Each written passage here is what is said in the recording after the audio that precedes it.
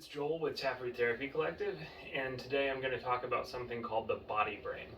So, one of the things that you may have heard about in psychology that's a little bit newer, especially in trauma informed psychotherapy, is something called brain based medicine.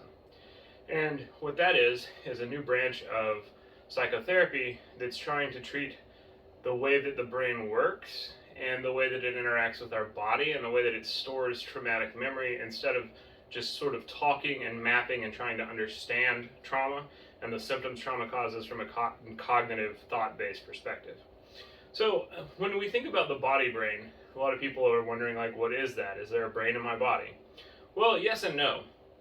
One, a long time ago, we used to think about, from a very medical standpoint, the body like it was just this thing that wasn't really important. Sometimes it got sick, but its job was to carry the brain around, and the brain did all the thinking, and the body is just kind of the go-kart that's taking it through the world.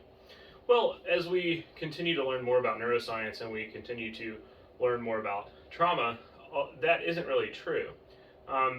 What's happening a lot of the time is that our cognitive brain, which is sort of thought-based, is operating in this sphere, and that's kind of where our ego is, like where our self-image is. It's where our present attention is sitting. But there's also this whole other system underneath it, the body brain, that is collecting information and changing the way that our cognition works and bumping up against our cognition all the time, but we're not always aware of that. You know, the body brain is going to be regulating our deep emotional system that tells us, like, am I hungry? Am I angry? Am I afraid? Am I sad? It's that subcortical brain. A lot of trauma is stored in that kind of basal ganglia area that is talking to your body on the base of the brainstem. It's why a lot of times you can spend a ton of time in therapy talking about a traumatic event, and you can understand what sets you off. You can understand why the trauma is there. You can understand what you should do when you get angry or you get sad or you get overwhelmed. And that understanding is not really changing the way that you deeply feel. Because when you use something like EMDR or QEEG, brain mapping or brain spotting or a somatic or sensory motor based psychotherapy, you're starting to go into that deep emotional system where the trauma is actually stored. So when I get activated from something like PTSD or anxiety, I'm not sitting and making a cognitive intellectual decision to have that trigger. That's happening in the part of my brain that is active before cognition. I'm just feeling it. All of a sudden, you know, that fight or flight system, what it's doing is it's telling you your relationship to the world is bad. This thing is big and scary, you're little and small, you need to freeze. Or this thing is trying to come in and invade your bubble and you have to fight. Or this thing is pure and holy and good and you're bad and you have to cover up who you are and you know, shut down, be avoidant, or maybe be performative, make a joke, there's some sort of deep emotional drive that isn't intellectual. It's not something that we know. It's something that we feel. When you come out of a brain-based therapy session, a lot of the time you don't know anything intellectually that you didn't.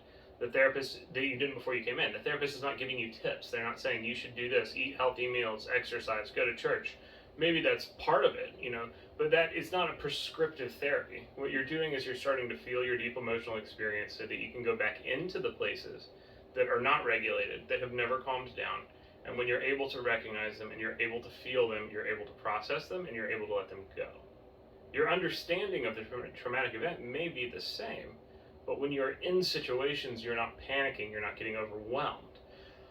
My own experience with brain spotting was that I felt that there was this, when I did it as a patient, in the training and then continuing with my own therapist, was that I started to feel this deep emotional experience that was underneath my life, that had always been there, and it wasn't really good, but I wasn't thinking about it, I was just acting on it.